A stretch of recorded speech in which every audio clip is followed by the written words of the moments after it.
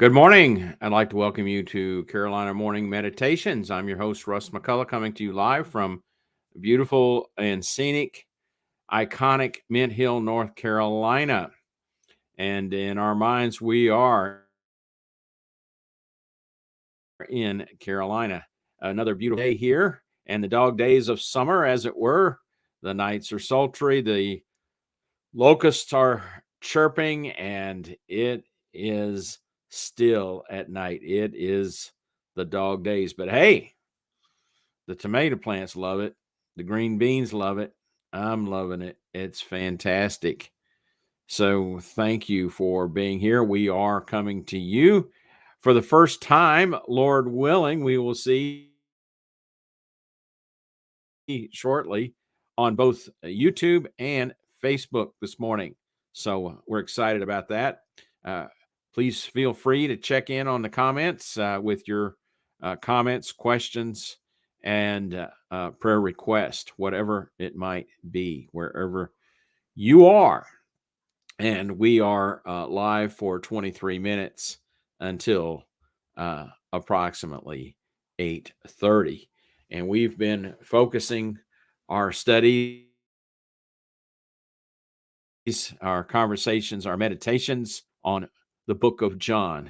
And we might want to call the book of John the Gospel of Friendship, the Gospel of Friendship, because it's written from a perspective of Jesus' best friend while here on earth, John the Apostle. John was the only apostle who was at the cross and witnessed the death of Christ.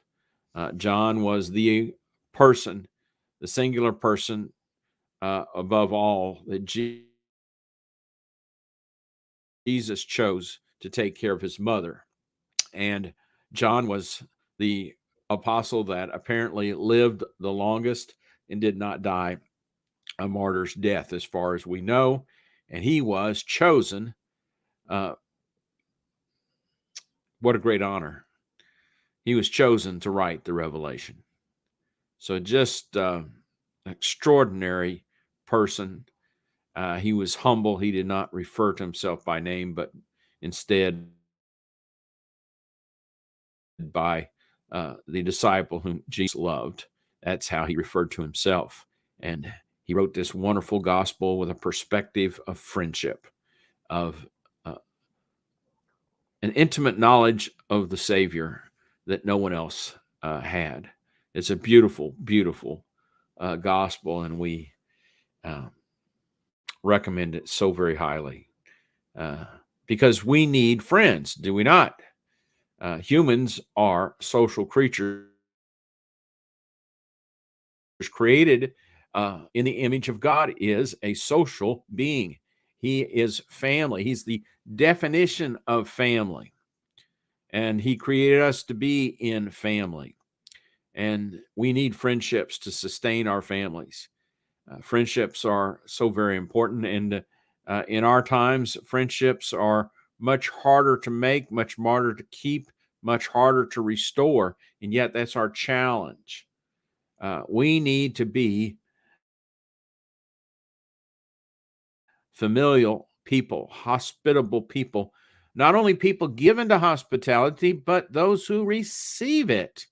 All throughout the Gospel of John, Jesus is giving and receiving hospitality. He is gathering friends, and he still is gathering friends, and he wants you to be his best friend. And if we want everything that's important, we will be friends with Jesus. Are you a friend of Jesus? Yes or no? We need to daily ask ourselves that question. And as we say, don't take Jesus with you, have Jesus take you with him. Such a very important distinction because Christians are not their own. They are bought with a price. We are owned lock, stock, and barrel by Jesus Christ, whom we serve as our master. Everything we have, everything we do, everything we say, everything of our essence belongs to him. We are not our own. We serve another. And so we've been looking at John chapter 2 in the last couple of days, and Jesus has now completed his miraculous debut at Cana at the wedding feast, and we have an interlude in John chapter 2 and verse 12. It says that after this, after the wedding feast at Cana, he went down to Capernaum. He, his mother, his brothers, plural, and his disciples. And they did not stay there many days. So Jesus has an entourage with him as he begins his ministry. It includes his mother, it includes his brothers. His brothers, by the way, are not his cousins, they're his brothers, half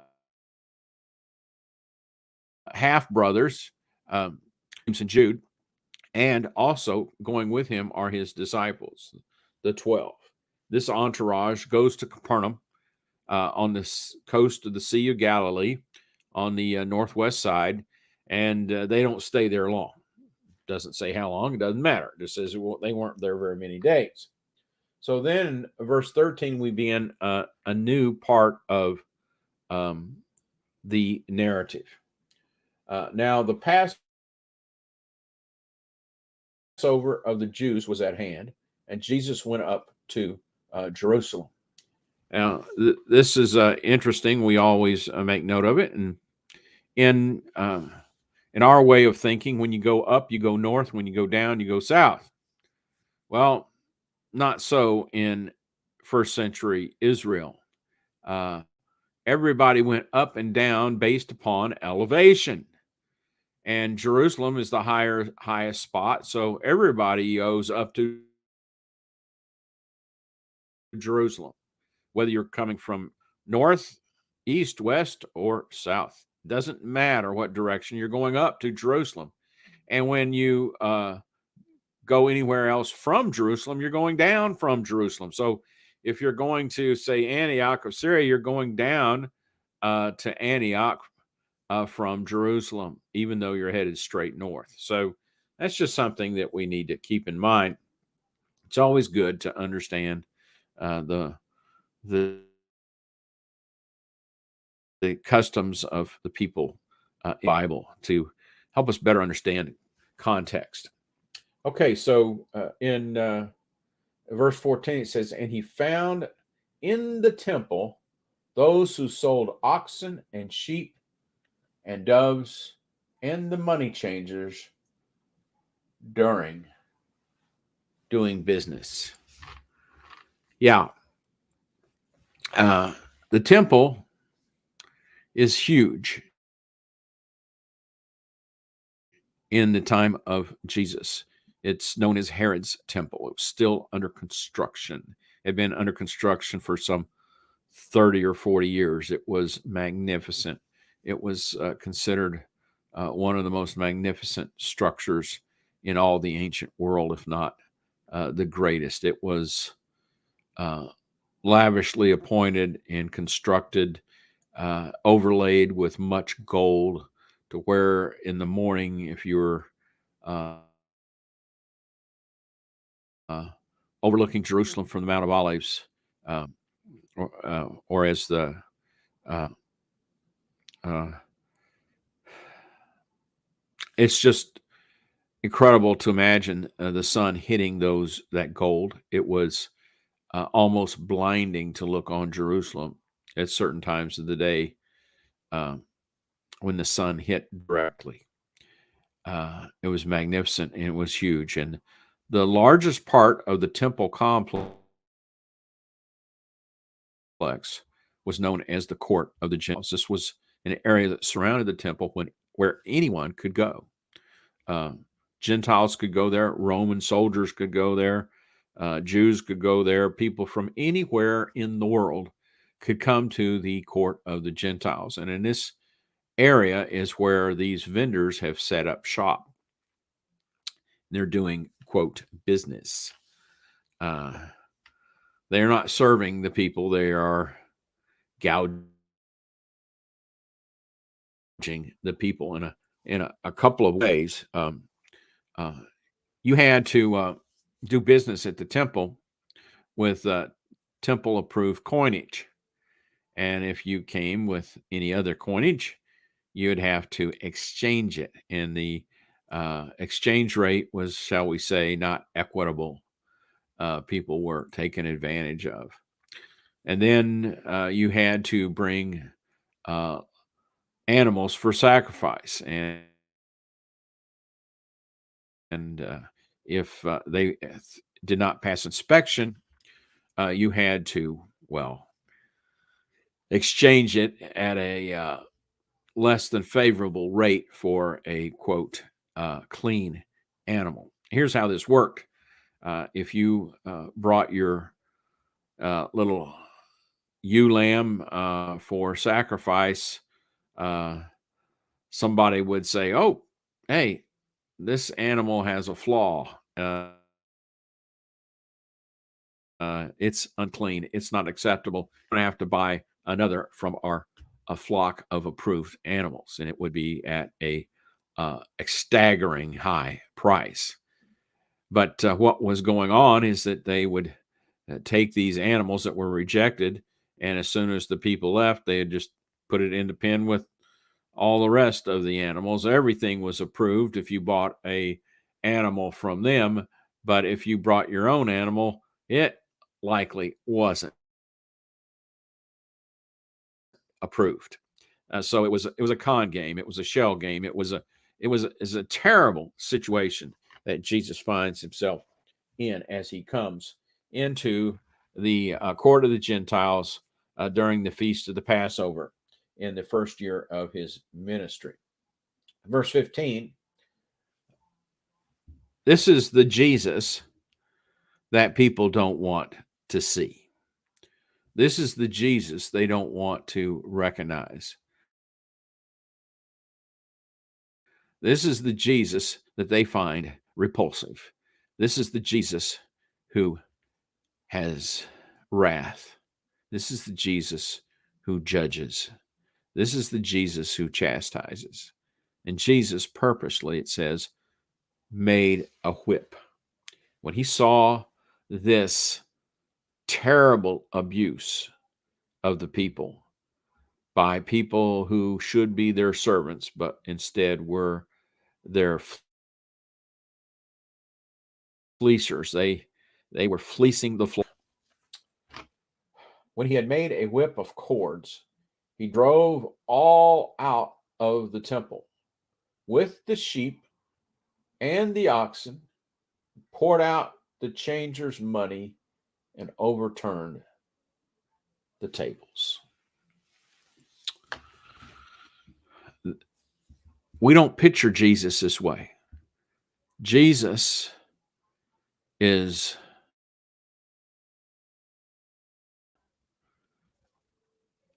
righteously angry, and we'll see why in a minute. But he is vehemently opposed to this kind of robbery. That's what it is. The leaders of the temple were robbing the people of their money and their animals. It was awful.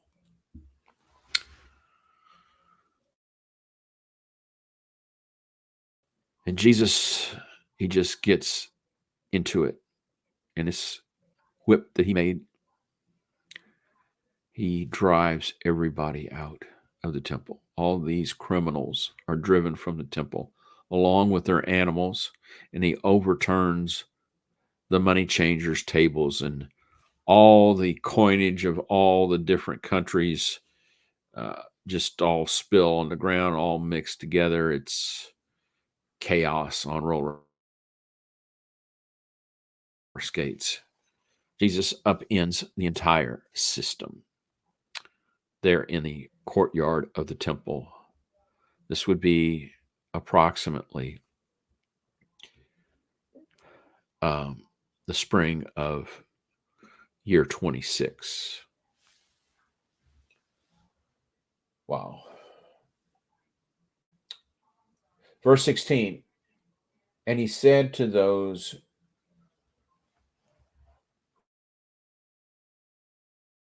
who sold doves, take these things away.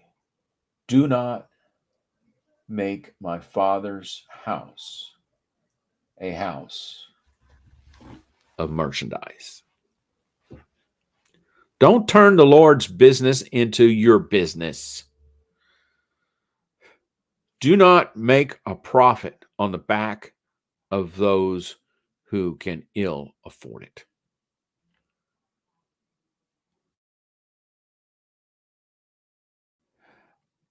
He was zealous for God's house. And he was not content to allow it to go on any longer. So he set things straight.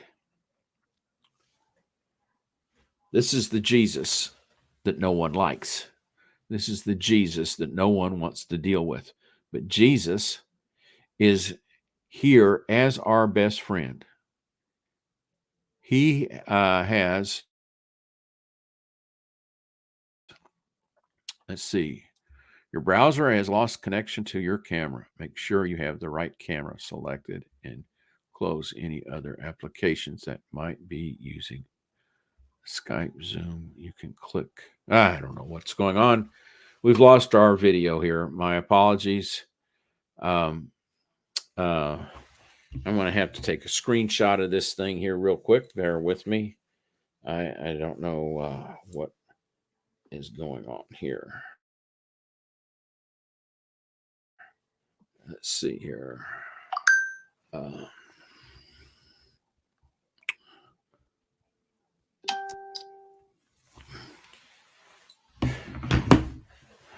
My computer problems plague me.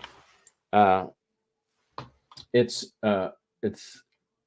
not pleasant. But verse 17, then his disciples remembered that it was written, zeal for your house has eaten me up. Isn't that an interesting translation? It has consumed him. It has eaten him up. It has just drove him to this act. And Jesus, as our best friend, is adamant about keeping us away from evil. He'll do whatever it takes to get us back on the right path. That's the kind of friend we need. Not a friend who will just go along to get along, but a friend who will do whatever's necessary to keep us on the heavenly way. So we'll close those thoughts this morning.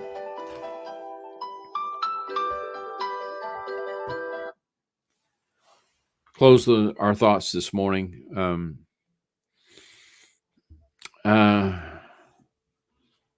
As you go through your day today, think about making new friends.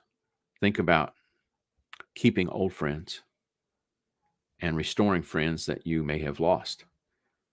Especially make sure that you're best friends with Jesus Christ, who will do and say what's ever necessary to keep you on the way to heaven. Thank you for tuning in. Our sponsors are, as always, Dennis and Rachel Smith and Family Support for Tri-Cities School of Preaching. They are enrolling in February and they need monthly support. Also, the Archdale Church of Christ in Charlotte, North Carolina, 2525 Archdale Drive. We meet next on Lord's Day, 9 a.m. for Bible study, 10 a.m. for worship, and 6 p.m. For worship once again next